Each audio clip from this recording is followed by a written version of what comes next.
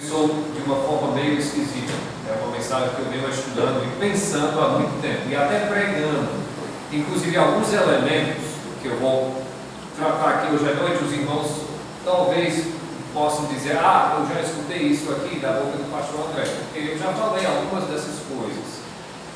Mas eu vou colocar de uma forma um pouco diferente, eu vou organizar um pouco diferente. Eu acho que os irmãos vão entender por quê. A primeira vez que eu organizei dessa forma foi no interno, que eu fui chamado por surpresa para fazer um interno de alguém que eu não conhecia. Foi até lá um amigo dos Maiobitas que faleceram, lá muitos anos atrás. Aí eu não tinha nada preparado. Normalmente eu tenho os pensamentos, eu sei, eu vou ter que fazer um funeral, mas eu não tive tempo, eu tive que correr até lá e eu preciso. Aí cheguei lá, pastor André agora vai com a palavra. Eu vou falar. Aí eu sabia que eu queria falar da ressurreição. Eu conhecia as passagens bíblicas, mas por algum motivo, quando eu abri minha boca, eu comecei em Gênesis. Aí quando eu comecei em Gênesis, eu disse: eita, por que eu fiz isso? Porque isso vai ser bom. Isso vai ser. Isso, a ressurreição vai acontecer antes que eu termine. Mas eu não. Aí eu comecei a falar e eu comecei a empolgar com o assunto e a forma que eu falei, tanto que várias vezes de lá para cá eu tenho pregado uma forma dessa mensagem em termos. A última vez foi lá quando me pediram para dar uma palavra no interno do Zé Armando. Eu fiz uma pequena palavra, mas o que eu falei é mais ou menos o esboço, pelo menos, que eu falei naquele momento, é o que eu vou falar hoje. Agora, hoje, diferente do que aquelas ocasiões, eu tenho desenvolvido mais, certo? Porque eu quero desenvolver esse pensamento. O meu propósito hoje, é que nós tenhamos um sentido, nós tenhamos uma ideia, nós tenhamos um conhecimento maior da importância da ressurreição. E que nós saibamos, talvez, até explicar melhor. Porque todos nós, se você for perguntar, se eu fosse perguntar, Maria, a ressurreição é importante para você? Pastor, é importante. Por quê? Não sei, talvez a resposta esteja um pouco da língua, mas em muitos casos, talvez não. Mas porque eu quero, por isso que nós vamos começar em Gênesis, por isso que naquele dia eu comecei em Gênesis, porque eu quero mostrar para vocês a importância disso, desde o início até agora. Nós vamos citar várias referências bíblicas, mas aí os irmãos podem abrir se quiserem, olhar e acompanhar, né? Várias referências bíblicas, mas eu não estou expondo uma passagem bíblica por completo hoje, então por isso que vai ser um pouco diferente. Mas o que você precisa saber desde o início é que o problema do pecado, talvez a gente não entenda a ressurreição, porque nós não entendemos os resultados do pecado. Pastor, quais são os resultados do pecado? Os resultados do pecado desastrosos são basicamente duas palavras: morte e separação. Morte e separação.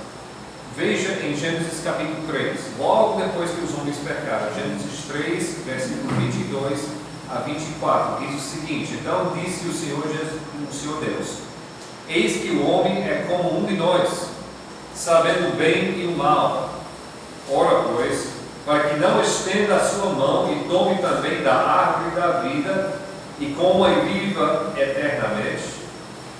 Aí o Senhor Deus, pois, o lançou fora do jardim do Éden, para lavrar a terra do que fora tomado. E havendo lançado fora o homem, pôs querubins ao oriente do jardim do Éden e uma espada inflamada que andava ao redor para guardar o caminho da árvore da vida. Vocês sabem que no jardim de Éden, primeiro, no jardim não existia morte, certo? Existia inclusive no jardim do Éden a árvore da vida. Essa árvore da vida é a mesma árvore da vida que nós encontramos em Apocalipse, que diz seu fruto, diz que o seu fruto cura as nações. Então no Jardim de Éden não existia morte. E além do mais, no Jardim de Éden existia plena comunhão entre Deus e o homem, entre o Criador e sua maior criação, Deus e os seres humanos. Existia plena comunhão. Deus andava na brisa da paz, diz uma versão da Bíblia. Deus andava junto com os homens, dentro do jardim de Éden, plena comunhão. E quando o homem pecou, essa comunhão foi quebrada e a morte foi trazida. Nós vemos que a primeira coisa, Deus dizendo o que? Eles vão fora do jardim para quê? Para não ter acesso a esta árvore da vida. Quer dizer o que? Vão morrer, como prometeram, como Satanás enganou dizendo que não iam, mas vão morrer. E a segunda coisa, havendo lançado fora, quando eles estão fora do jardim, não somente estão fora do jardim, mas Deus coloca querubins. Ele coloca querubins para enfatizar o fato: aqui você não volta. Não volta.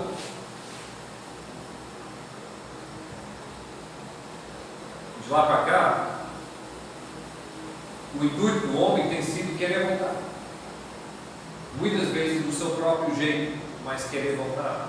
Nós temos dois exemplos. A primeira coisa que acontece, a gente lê a primeira genealogia que nós encontramos no livro de Gênesis.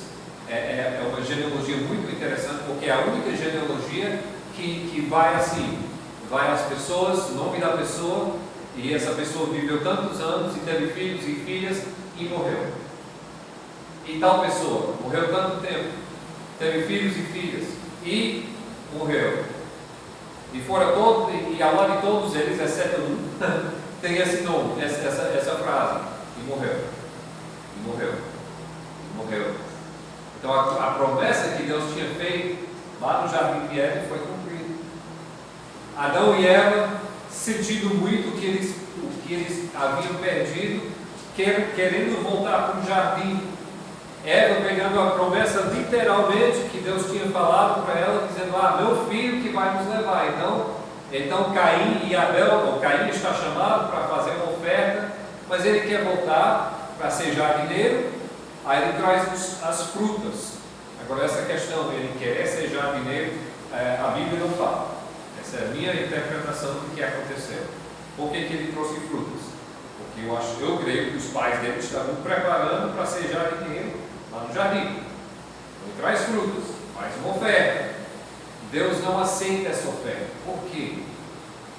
Porque não é por frutas que o homem vai. Caim está querendo impressionar Deus com suas habilidades de jardineiro. E não é por impressionar Deus com nossas habilidades que nós vamos ter comunhão com Ele. Mas a oferta que Deus aceita de Abel é o quê? É um cordeiro morto. É um animal morto, é a morte. E Deus dizendo: olha, não é agora que vocês vão voltar para o jardim. Mas para restaurar essa comunhão tem que haver morte. Então a gente vê nessa história separação e morte. Eu sei que vocês estão pensando: puxa, que mensagem fúnebre e longa foi essa? Eu não falei tudo isso no funeral, só porque vocês sabem. Estou expandindo. Outro exemplo foi a Torre de Babel. Eu acho. Porque quando os homens desceram da arca, começaram a ficar numerosos, começaram a ter filhos, começaram a espalhar, foi um grande grupo. Interessante, se você olhar do mapa, foram para onde o Jardim de Éden estava. Não sei, talvez pensando em encontrar os restos do Jardim do Éden para reconstruir a sociedade do Éden. Não encontraram. Fizeram o quê? Uma torre de Babel, para tentar o quê? Alcançar os céus. Tentando fisicamente, colocando tijolo acima de todo tijolo, alcançar os céus. comunhão com Deus. Interessante que em culturas antigas ao redor do mundo fazem-se o quê? Inclusive aqui na América Latina, fazem-se o quê? Constroem o quê? Pirâmides, torres, né? Querendo chegar aos céus. E muitos deles fazem, inclusive aqui na América Latina, fazem os seus cultos religiosos no cume dessas torres. Tentando chegar a Deus. E Deus teve outro ponto.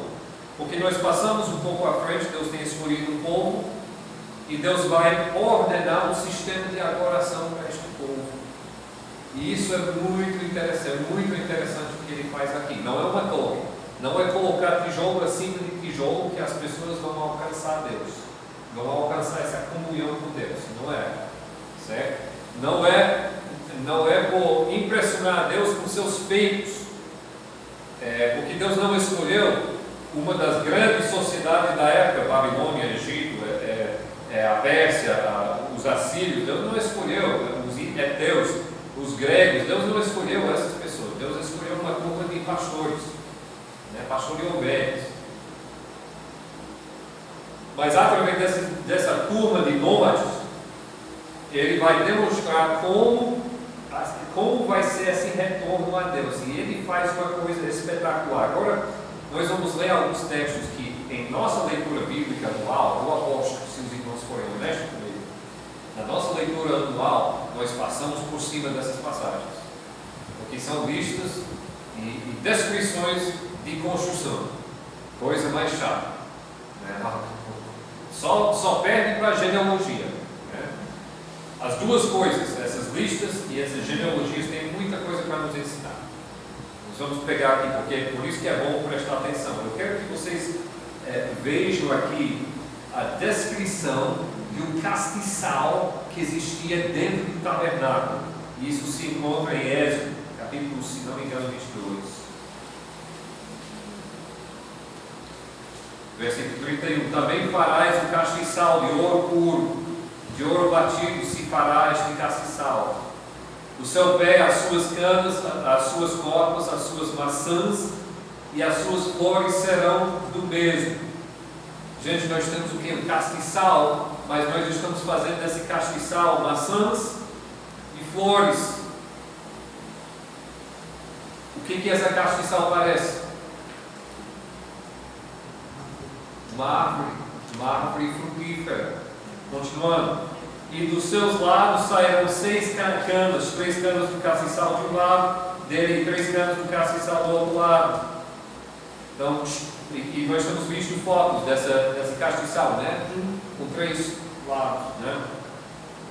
Numa cana haverá 3 copos de modo de amêndoas, outro fruto, uma maçã e uma flor. E 3 copos a modo de amêndoas na outra cana, uma maçã e uma flor. Assim serão as 6 canas que saem do castiçal. Mas no castiçal mesmo haverá 4 copos a modo de amêndoas, com suas maçãs e com suas flores, e uma maçã debaixo de 2 canas que saem dele. Aí ele continua com essa descrição até versículo 40, mas presta atenção. Aqui o que está sendo feito é um castiçal, mas em formato de uma árvore. E esse castiçal vai ficar onde? Vai ficar no meio do tabernáculo. Então nós temos já uma árvore no meio de um tabernáculo. Mas você diz, pastor André, mas esse tabernáculo é um tabernáculo, não é um jardim.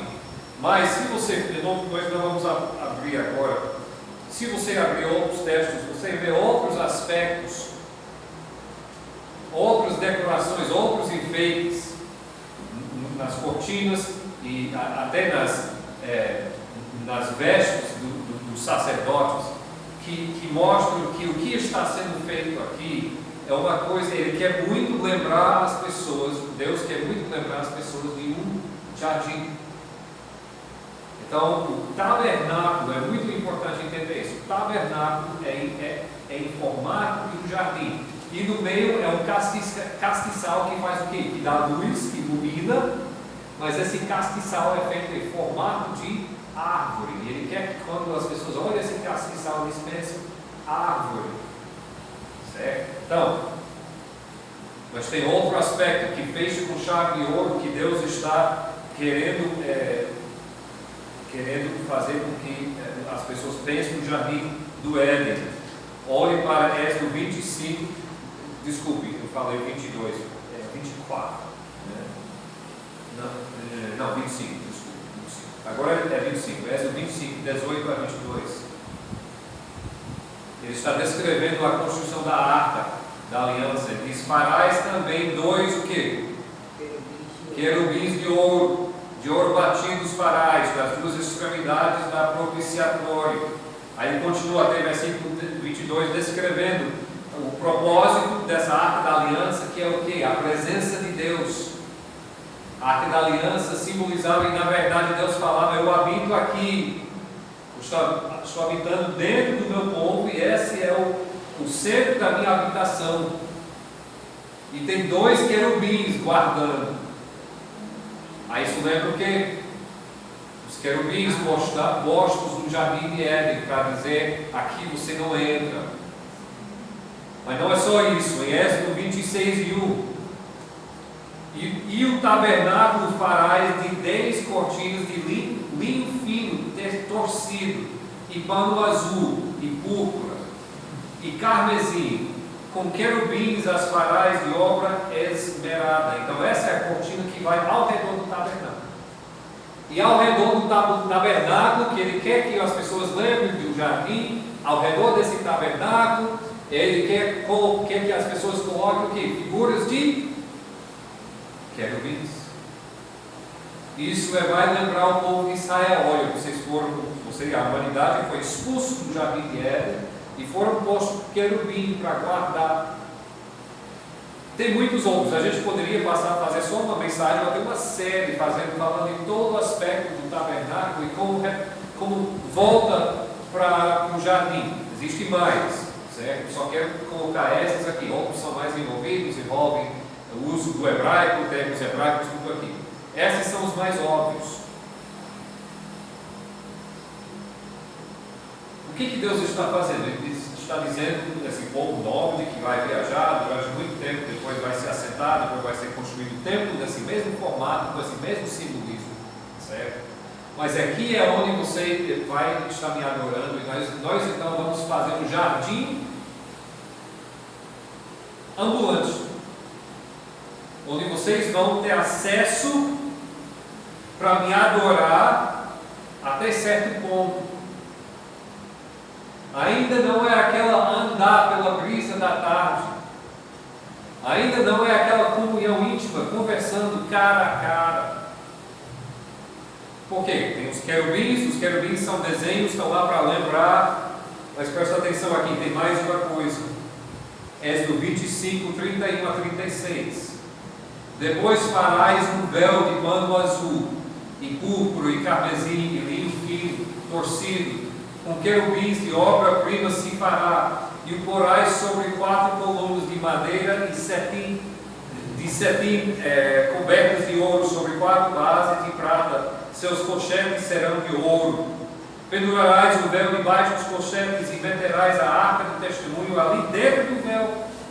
E este véu vos fará separação entre o santo santuário e o lugar santíssimo.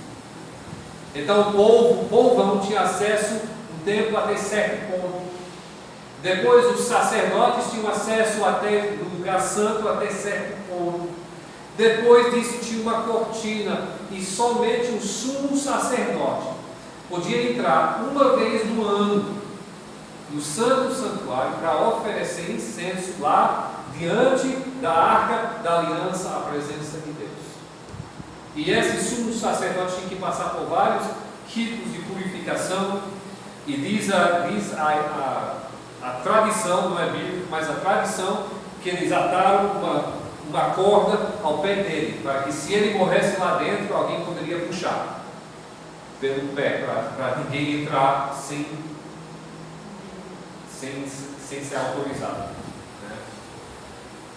Então, mesmo o povo tendo Deus na sua misericórdia, dizendo: vocês vão ter acesso a mim, mas o que vai ser sempre na sua frente é a separação que traz.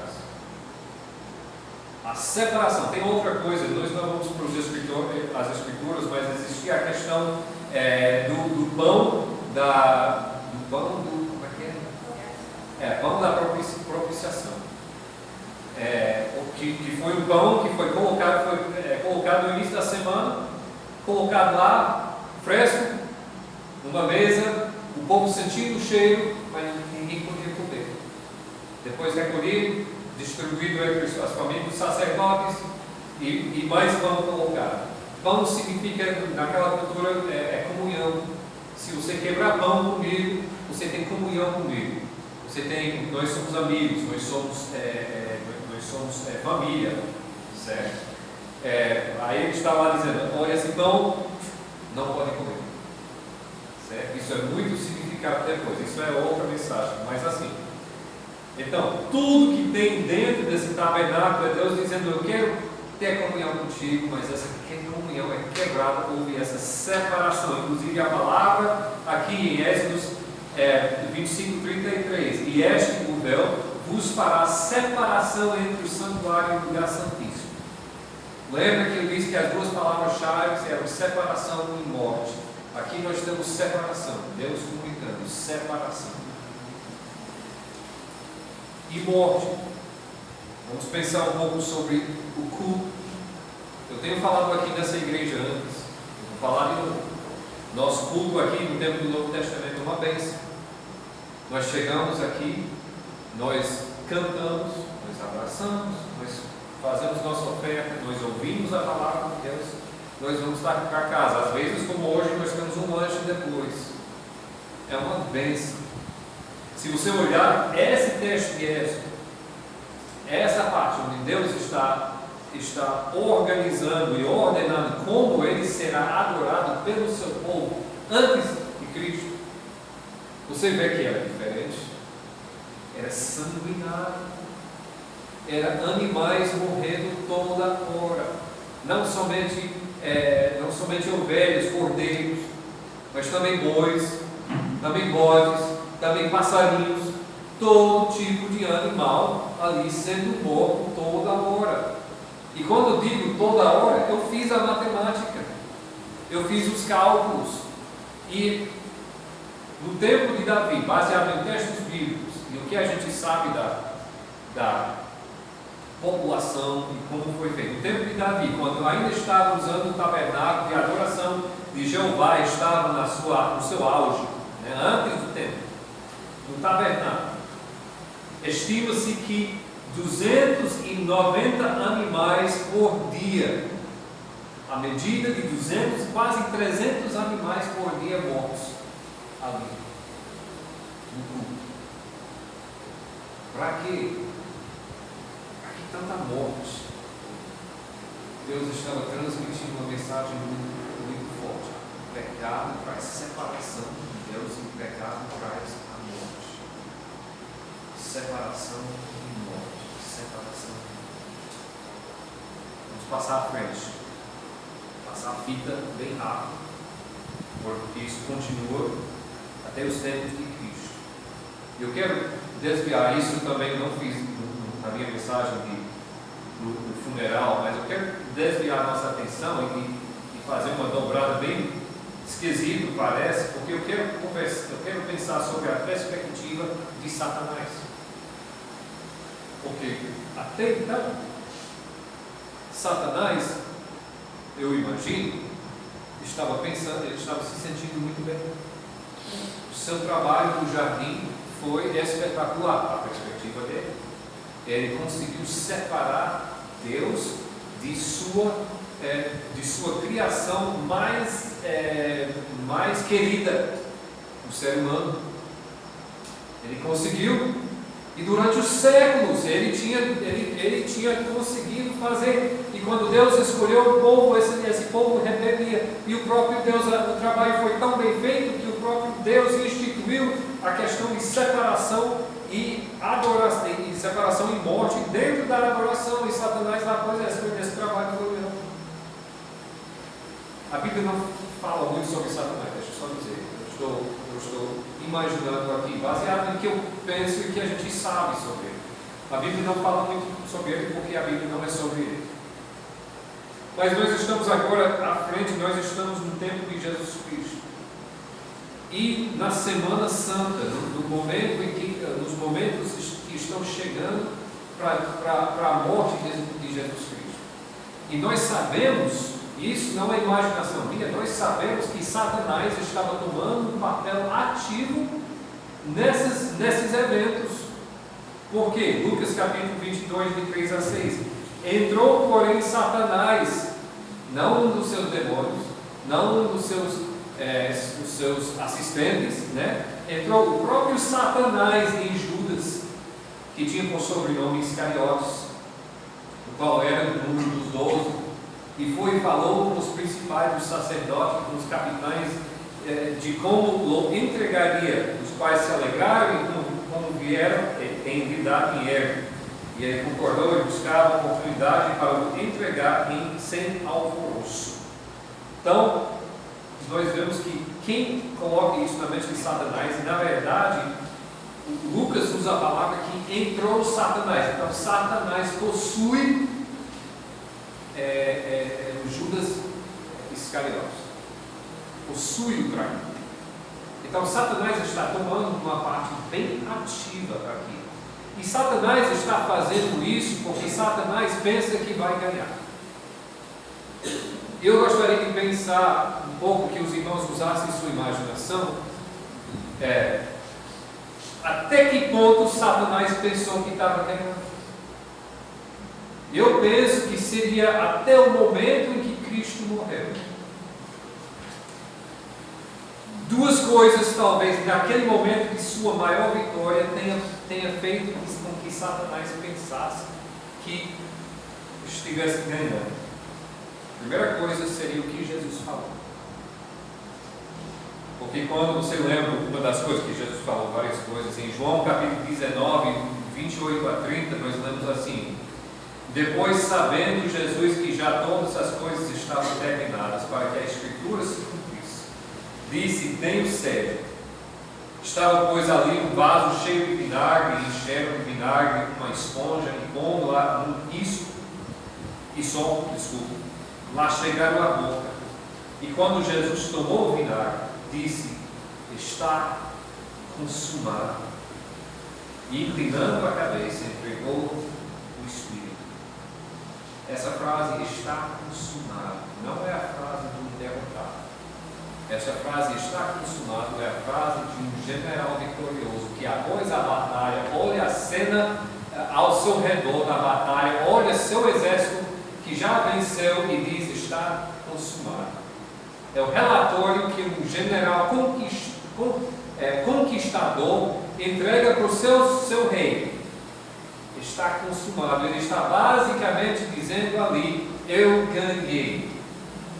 E mais uma vez, eu não sei, o texto não me diz, mas na minha imaginação, quando ele está vendo isso, Jesus Cristo, com certeza sendo capaz de ver o mundo dos espíritos, e ele olha direto nos olhos de Satanás, que está fazendo a festa, direto nos olhos de Satanás, e diz: eu ganhei. Naquele momento, talvez Satanás tivesse pensado: essa não foi a reação que eu esperava. E mais ou menos nesse momento, na minha imaginação, chega um dos assistentes, um dos assessores de Satanás, e disse: eu preciso saber de uma coisa que aconteceu. O que foi isso? A gente lê em Lucas capítulo 23. E era já quase a hora sexta. E houve trevas em toda a terra até a hora nona, escurecendo-se o sol. E rasgou-se ao meio o véu do templo, e clamando Jesus com grande voz, disse: Pai, nas tuas mãos entrego o meu espírito. E havendo dito isso, expirou. Presta atenção, quase se perde aí em versículo 45. Escurecendo-se o sol, e rasgou-se ao meio o véu do templo. Rasgou-se ao meio o véu do templo. Que véu foi esse? Aquela véu enorme, grossa, que foi posto entre o lugar santo e o santo santuário. do templo, que separava o lugar onde poucos podiam entrar para o lugar onde só uma pessoa poderia entrar uma vez ao ano. Ou seja, que separava o povo de Deus. Aquele véu rasgou na hora. Inclusive aqui é logo antes. É posto aqui logo antes da morte de Jesus Cristo. Rasga esse véu. Eu imagino Satanás, alguém chegando para ele, porque Satanás não é um omnisciente. Entenda isso, ele não é omnisciente nem onipresente. Aí alguém chega para ele e diz: Senhor, não queria falar isso, mas você precisa saber o que aconteceu lá no templo. Esse véu do nada, rasgou. E aí, na minha imaginação, que a Bíblia não fala, e aí que Satanás começa a pensar. E a mente dele começa a... Peraí, o véu, que significado do véu? E ele lembra, ele estava lá, ele lembra quando Deus instituiu essa separação. Peraí, separação. Aquela coisa que eu consegui lá no Jardim de Éden, a separação, agora o véu rasgou. Isso só pode significar alguma coisa que, de alguma forma, a separação foi aniquilada. E se ele estava pensando muito bem nesse momento, ele lembra outra coisa que foi falada em Gênesis capítulo 3, versículo 15, que eu não coloquei aqui, Gênesis capítulo 3, capítulo 15.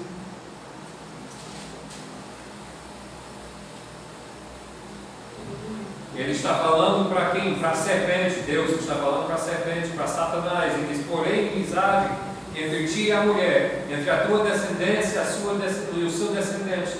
Este te ferirá a cabeça e tu lhe ferirás o calcanhar.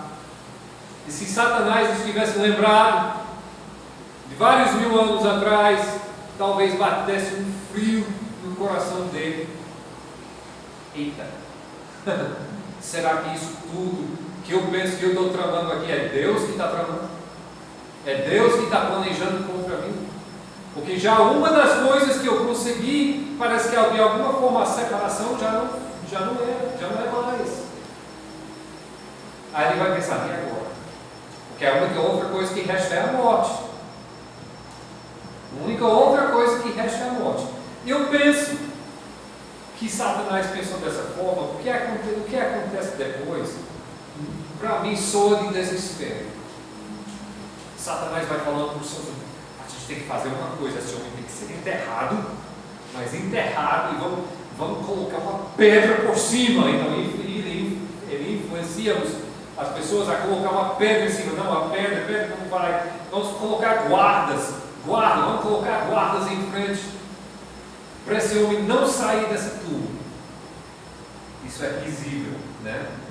O que acontece? Mateus 28, de 1 a 6. E no fim do sábado, quando já descontava o primeiro dia da semana, Maria Madalena e a outra Maria foram ver o sepulcro. E eis que houvera um grande terremoto, porque o anjo do Senhor desceu do céu, chegou removendo a pedra e sentou-se sobre ela. E o seu aspecto era como um relâmpago, e sua veste branca como a neve. E os guardas, com medo dele, ficaram muito assombrados e como mortos.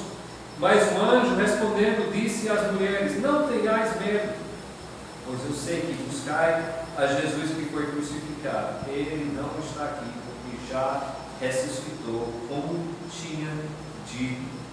Vinde e vede o lugar onde o Senhor jazia. E se você fosse comprar passagem, e hoje à noite, ir lá no aeroporto, pegar um voo direto para Israel, você pousaria amanhã, você entraria, sairia, pegava um táxi, ia direto para o túmulo, e você ia logo olhar dentro e é vazio. Continua vazio.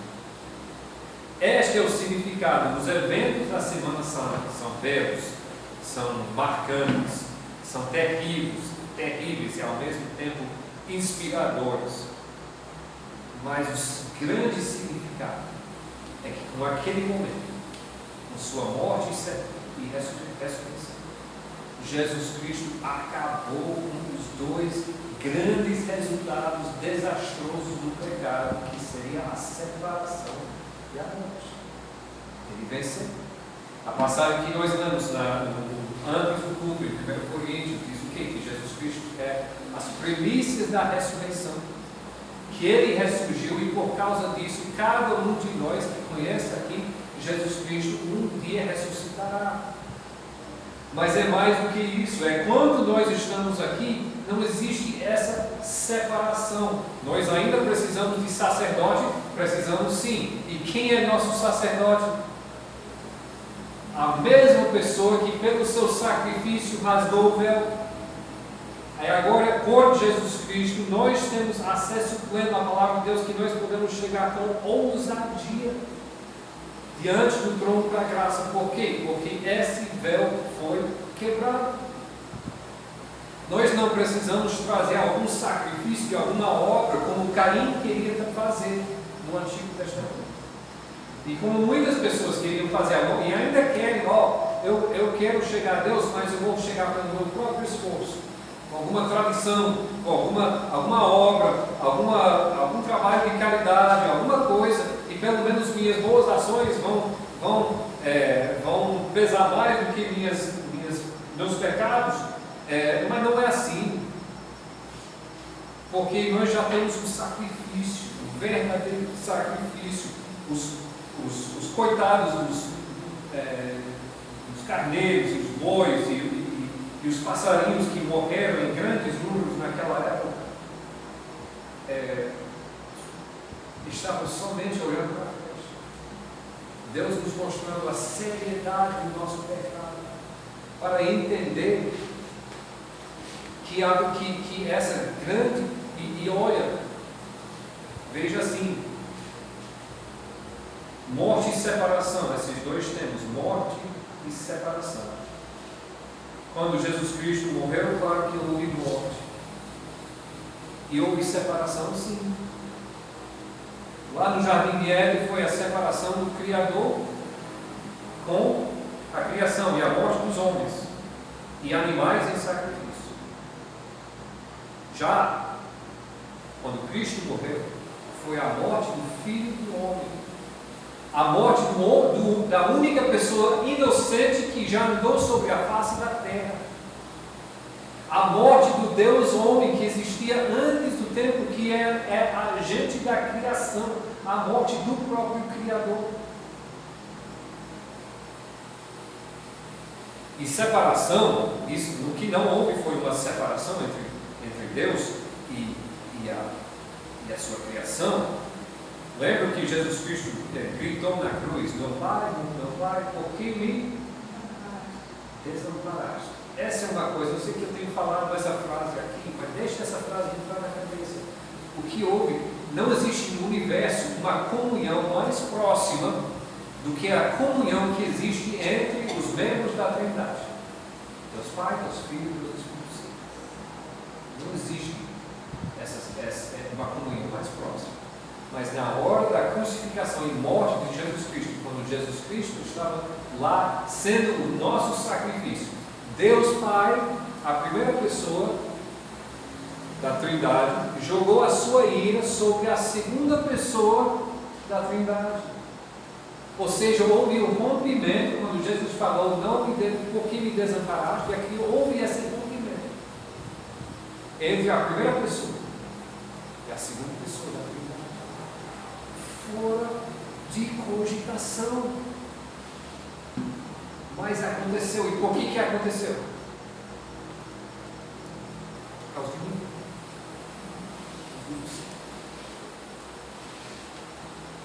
Que diferença isso deve fazer em nossa vida? Primeiro, se você está aqui e ainda está rejeitando Jesus Cristo, entenda que é isso que você está rejeitando. A pessoa que pelo seu sacrifício te deu pleno, quer te dar pleno acesso a Deus, que aceitou a ira de Deus que era para ser para mim. E corra para Jesus. Deixa isso pesar no seu coração. Deixa a culpa disso pesar no seu coração e correr para Jesus. Para Ele lavar essa culpa e esses pecados para nunca mais ser. Para nós que somos crentes em Jesus, nós somos crentes, nós não somos perfeitos, nós somos pecadores, inclusive este que nos fala. Preste atenção. Pense nisso. Pense que Cristo fez. A glória, a tragédia, a paixão, o drama, a imensidão, tamanho exagerado do sacrifício e a vitória que foi feita. E pense sobre essas coisas da próxima vez que pense em pecar. Da próxima vez, mas eu vou fazer. Vai perdoar. Deus perdoa. Deus perdoa, mas olha, tamanho preço que foi pago. Perdão. E se a gente pode tratar isso como se fosse uma coisa leviana, não examine seu coração. Examine o coração. Para resumir, o pecado trouxe morte e separação. Para isso reverter, precisava de uma outra morte e separação. E a única morte e separação que poderia resolver isso é a morte de Jesus Cristo. Com a morte de Cristo, quando ele foi temporariamente até ele recebeu sobre si a ira de Deus, e Deus Pai virou as costas de Deus Filho. Através disso, a separação foi aniquilada, e através da ressurreição, a morte foi vencida. O sumário da mensagem é isso. Por isso que nós celebramos, por isso que para nós Páscoa é espetacular.